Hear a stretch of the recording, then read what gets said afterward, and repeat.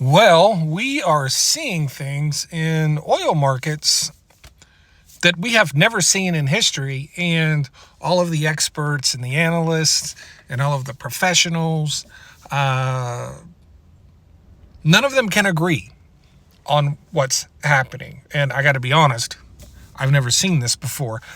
I'm not quite sure what's happening either, although I do have some ideas.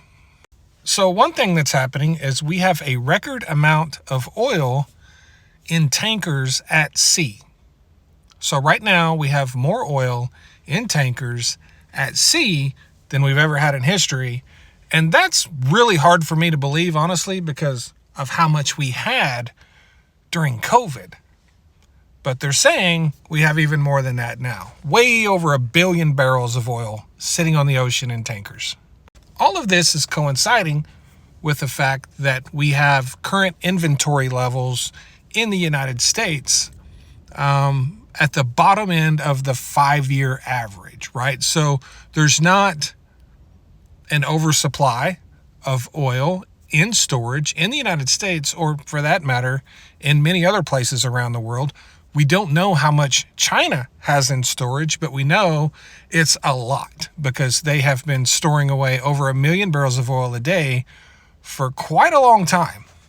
Now, if you stop to think about why China would be storing away all of this oil, you can go to some pretty dark places in your mind. Now, another event that also occurred in the last few days with these other two things going on is the highest number of shorts in oil contracts we've ever had. Highest number of shorts. And there was a lot of talk, especially last week, about a potential massive short squeeze in oil markets, which would send oil prices just skyrocketing to the atmosphere. And this was something that I didn't talk about because even though it was going on, I wasn't convinced it was happening. And two, I didn't feel it was necessary to potentially strike fear in some people. But these were conversations that were happening, that oil could just skyrocket to over $100 a barrel from a short squeeze.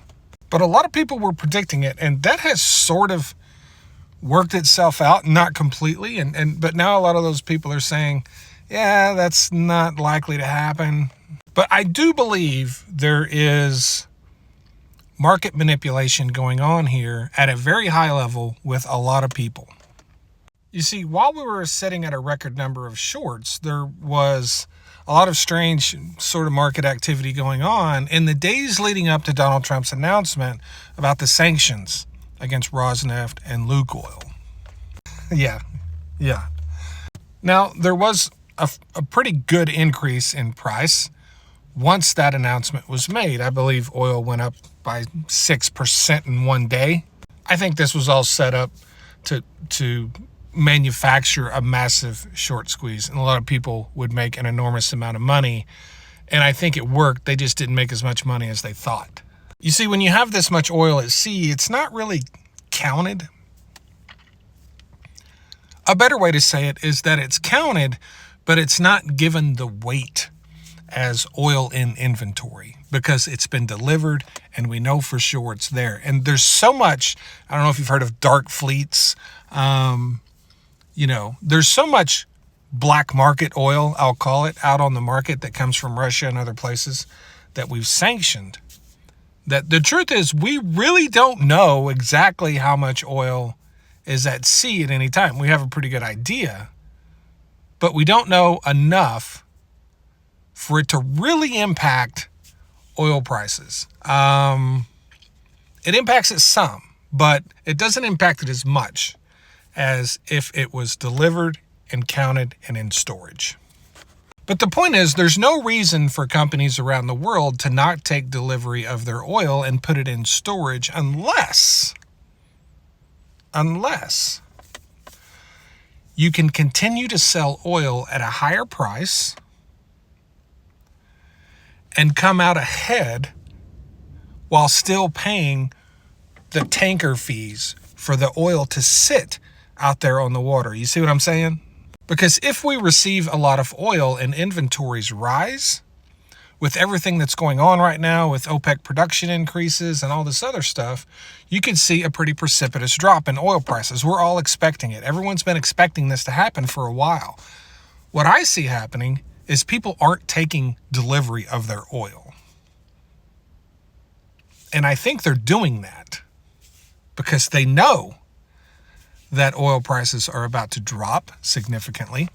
And they know it will cause oil prices to drop significantly. And the industry is so now intertwined where so few companies own and control everything. All the money flows to the top. I think companies are making more money to keep their oil that they've purchased at sea. Keep it at sea. Keep the oil prices elevated. Let's say you're a company like Chevron and you have an upstream oil and gas business and you sell oil, but you also import oil and you refine imported oil. Chevron produces 1 million barrels of oil a day just in West Texas.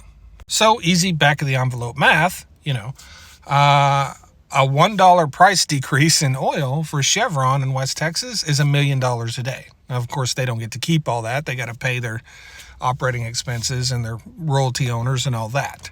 But the fact of the matter is, it is easy to see how companies could collude with each other and keep oil at sea. Because even a small move in oil prices can equal a significant amount of money to these companies just by receiving that oil. So they delay receiving it, and they only receive it basically as they refine it. They don't let inventories build. They keep the oil out at sea where all of the uncertainty exists. And they may be spending, $50,000 or $100,000 a day on oil to sit at sea to make $1 million.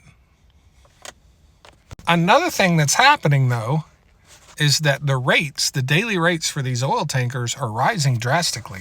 And that's because there's so many of them sitting at sea that there's less and less available, so the rates rise. It's supply and demand, just like everything else. I suspect that this is what's happening. And nobody's really talking about it, like none of the analysts or experts that I follow and track and even talk to. None of them have mentioned this or brought this up as a possible reason this is happening, and I'm not telling them. One, I don't know if I'm right, but I think I am. And two, I want to be the first to say it. Even if I'm wrong, I'm fine with being wrong. So this is the first place I'm posting this. This is right here on YouTube. This is the first time I'm saying this. I'm posting it. I haven't written in Forbes about it. I haven't put it on any other social media platform, but that is coming. Give me your thoughts and opinions. What do you think? Do you think companies are colluding to keep oil at sea, to keep prices up because it's more financially beneficial for them to do so? That's what I think is happening. Let me know your thoughts in the comments. Please like and share. I really appreciate all my new followers.